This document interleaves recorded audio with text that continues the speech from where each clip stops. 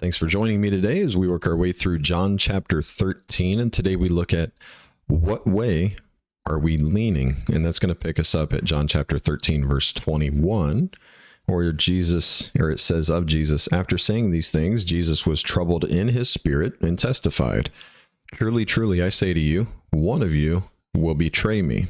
So there's a couple things that could be troubling the Lord right now. First, he knows that his crucifixion's coming up. He's known it since the creation, and he's probably thought about it and visualized it numerous times throughout his life, especially as the time's drawing nearer and is now here.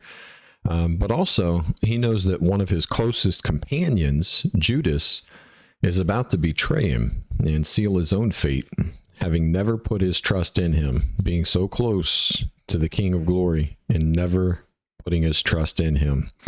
Surely that broke Jesus' heart. Verse 22, the disciples looked at one another, uncertain of whom he spoke.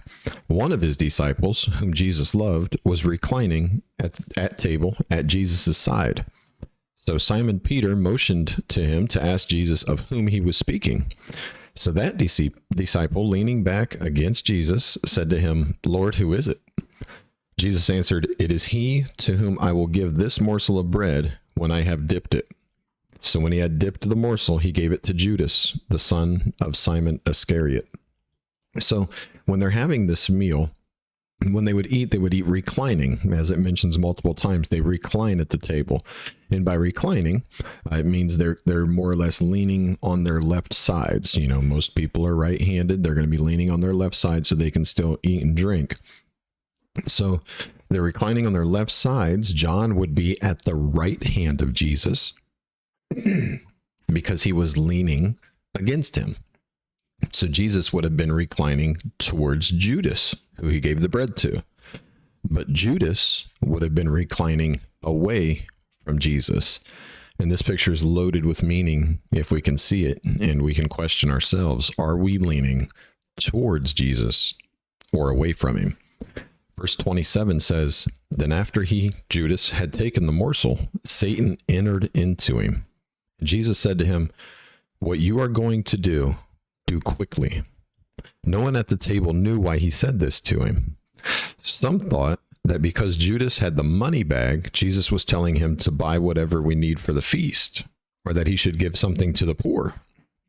So after receiving the morsel of bread, he immediately went out, and it was night.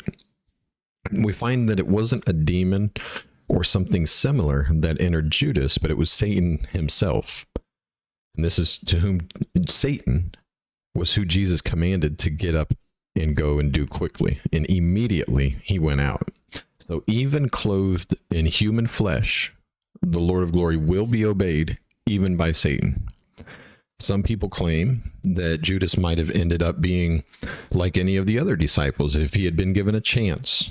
But Judas proved that he had a filthy heart and did not love Jesus, but instead was only interested in himself. This is Satan's way of thinking, and it left his heart wide open for the destroyer to enter him.